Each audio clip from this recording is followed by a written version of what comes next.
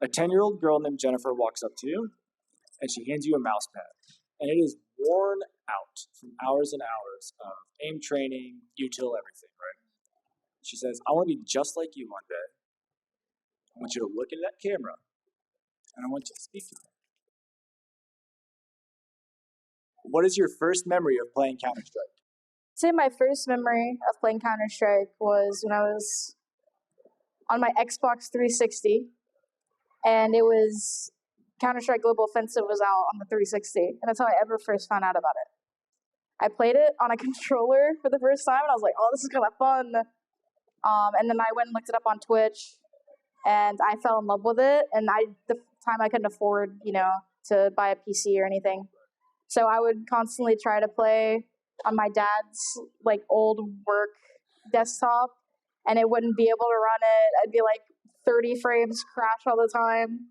And then I finally got a laptop, and I could play on around 30 FPS. And that's how I first got into the game. I think my first memory of playing CS is just with my high school mates. We were playing MM Dust 2, that was the shit back then.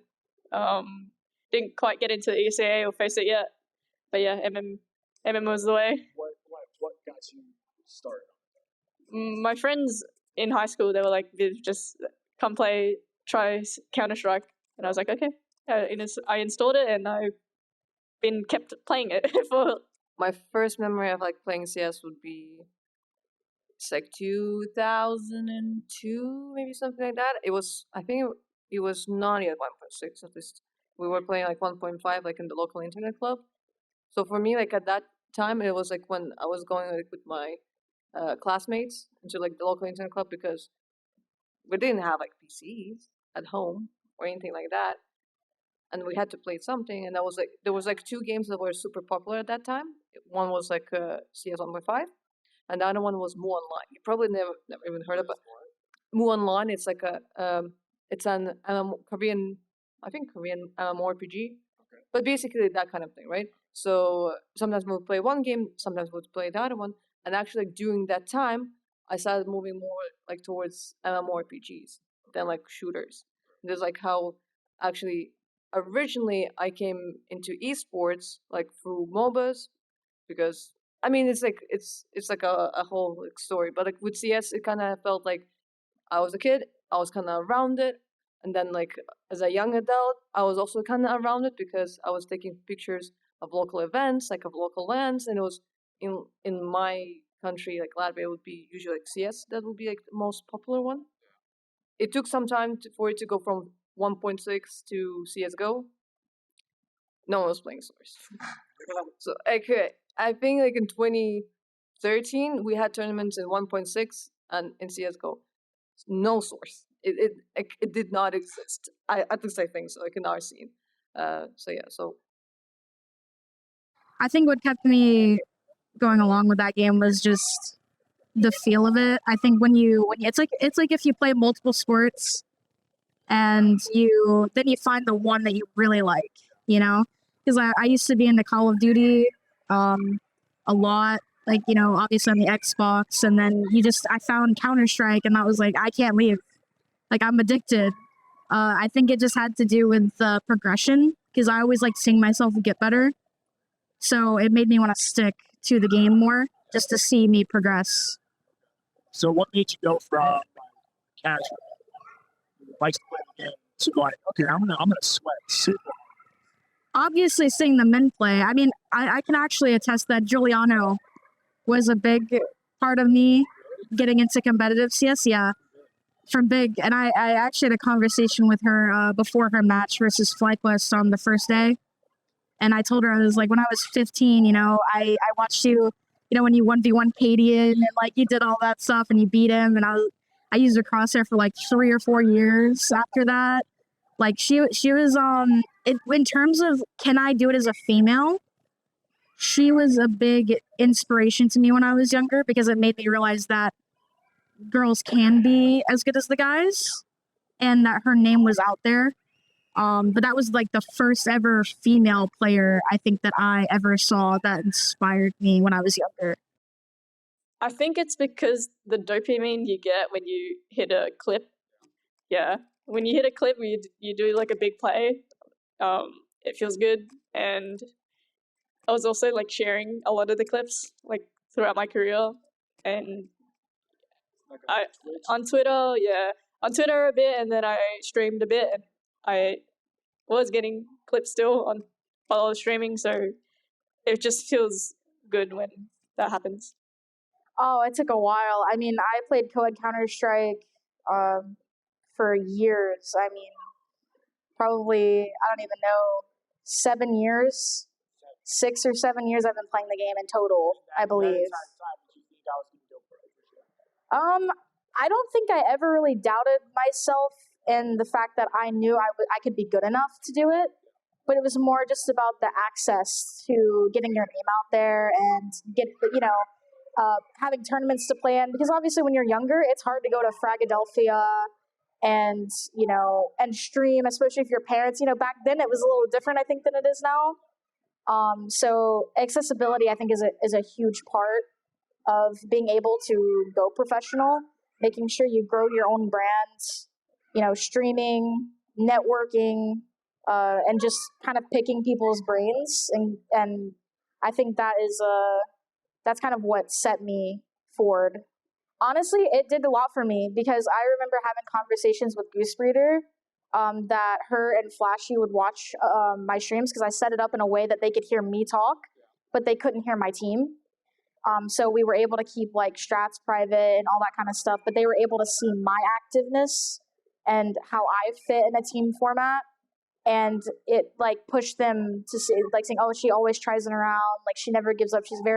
She talks a lot. She communicates. And so I know that played like a big role in my success when it came to that.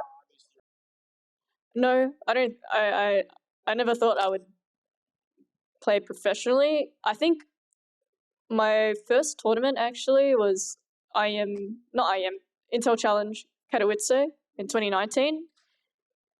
I think then I knew I wanted to try being a professional because I saw how professional the CLG Red girls were. Like, they were the ones to look up to back then in 2019, and the whole jersey, everything, like it really inspired me.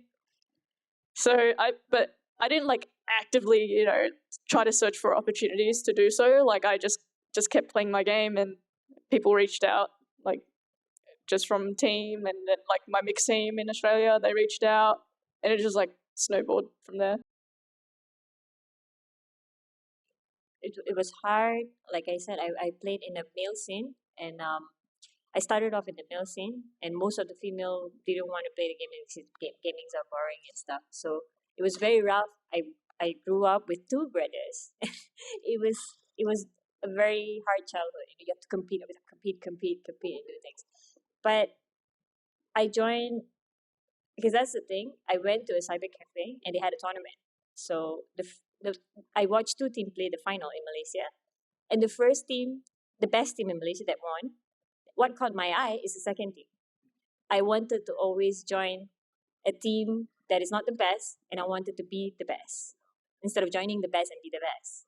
So I always had this mentality, and yeah, I worked quite hard, play the game, and for so long. After that, I think about 2 years, they recruit me to the team that I wanted to join, and put me as a sixth, not even as a fifth player, because it's like I say, it's a male team.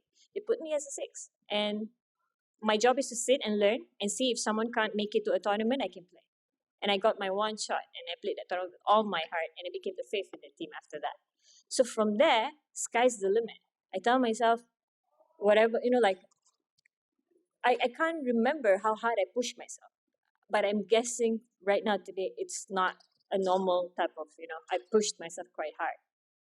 So I never had like the situation of like I want to be one of the greatest ones. I wanted to improve. Because like for me it was like I played different games, including different games, including like World of Warcraft and things like that.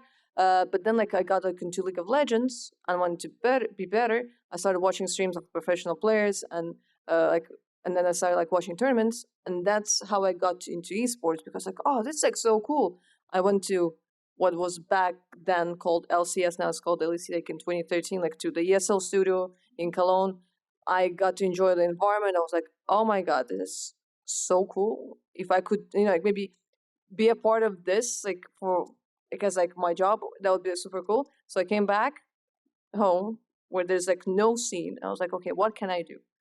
And what I did was, whenever we had like some local lands, I would be like, hey, I have a camera. I can come over, take pictures for free. We're gonna publish them like either like on the local forum or like on Facebook, because back then Facebook was still big. People will get tagged, and there's gonna be like more action. People will gonna be like talking about it.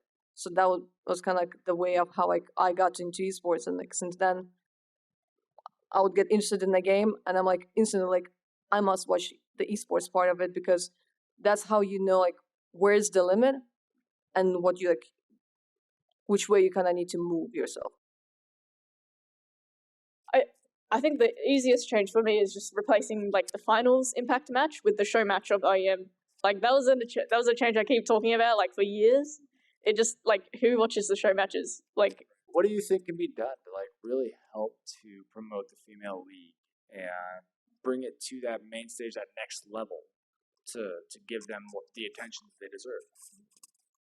I think like the main thing that Impact brings is it increases the pool of the players, and I can say that like sometimes that is something that might also be kind of a cause, because like for example like I can give an example like for example like with my scene, like in the Baltic states, right? Like for a very long time we had like no professional players. Why? Because everyone was crying and saying like, we live in shitty countries, we cannot achieve anything in these countries, you cannot become a professional player. And then all of a sudden Robs gets signed by Mouse, and everyone's like, wait, we can do that? Like an Estonian, like if an Estonian can do that, Latvian can do that, Lithuanian can do that, why not, right? And I think like he was like one of the people in the local scene that kind of showed an example that like whatever you were thinking before, just throw it away. There's a path, and he kind of showed the path like through like FPL, like you can show like yourself, and like now we have like Broky, we have Kinder, we have Bimaster is like now a bit less active, but there's like GL, right? So like so many names like are popping off like from the Baltic state. That's because like one person kind of showed like like that example, and because of him, there's the pool of the people that start playing really increased. So like if you would say, let's say you can get one. I'm not even saying like like 6K elo. Let's say about like one level 10 player at least in a Hungary, right? That means if you only have 100 players in your scene, you can have only one player like that.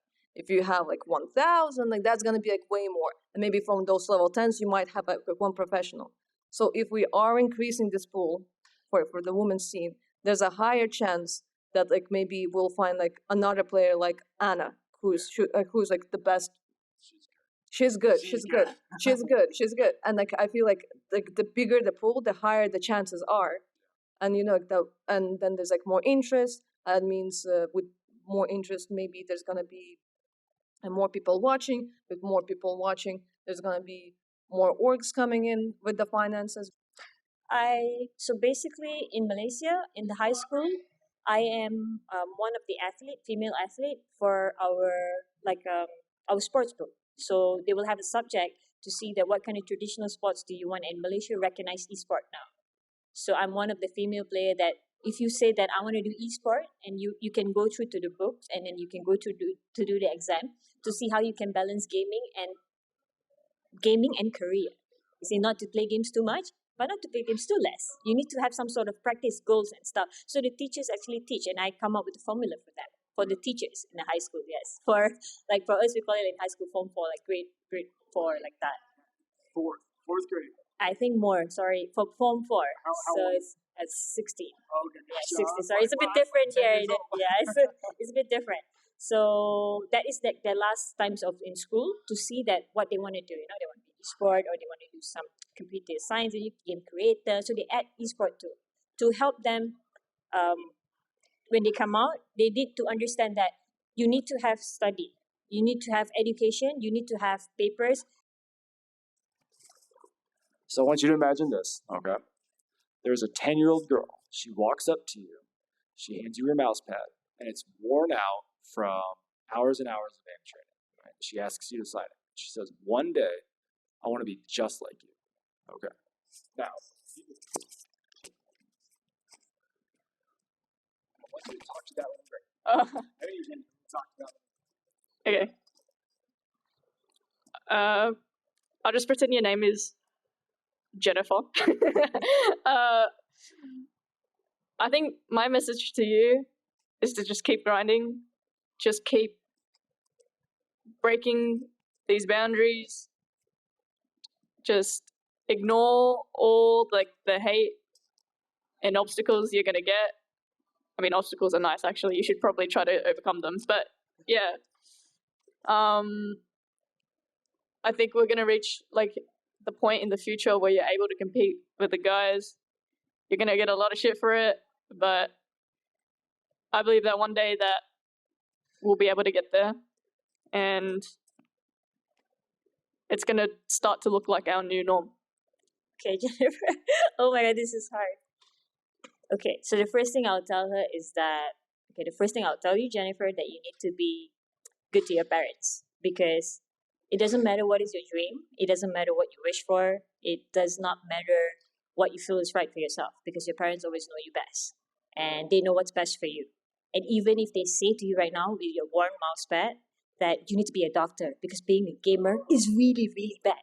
So what you need to do is that don't get sad, don't fight them, don't run away from home. Listen to me, okay? I'm giving you a confirmation right now that you're gonna play it, okay, in a fair way, throw the trash, do the dishes, and massage your mom's feet or something. Play your game, keep doing it, and someday when you have the opportunity to play, you're gonna play with all your heart, and your parents would want what's best for you because you have given them what they want from you. And at the end of the day, all they ever wanted is that they want to be proud of you. So they will go to all your games and they will watch your games and they will know that this is what's best for you and this is what you want. And if this is your dream, they're going to support you 100% because no parents is going to go against you. No parents is going to go against you. And the best blessing in life, it is always your family and your parents. Oh, this is like such a hard one because,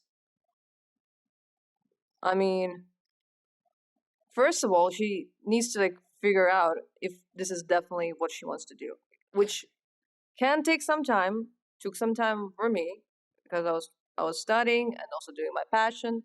I ended up doing this, and guess in a way of like maybe I'm like one of the lucky ones because a lot of people unfortunately have those like 9 to 5 and they only hope to do things. But this is like not about this. This is like about if you do manage to find something that you like, try it out. If you don't try it out, it will be worse because you will regret not trying. At least like you'll get an answer. It might be an answer that like you tried out, you understood that it's not your thing, but at least you will not have regret and you'll think like this is, I don't know, like have like a midlife crisis at the age of I don't know how much.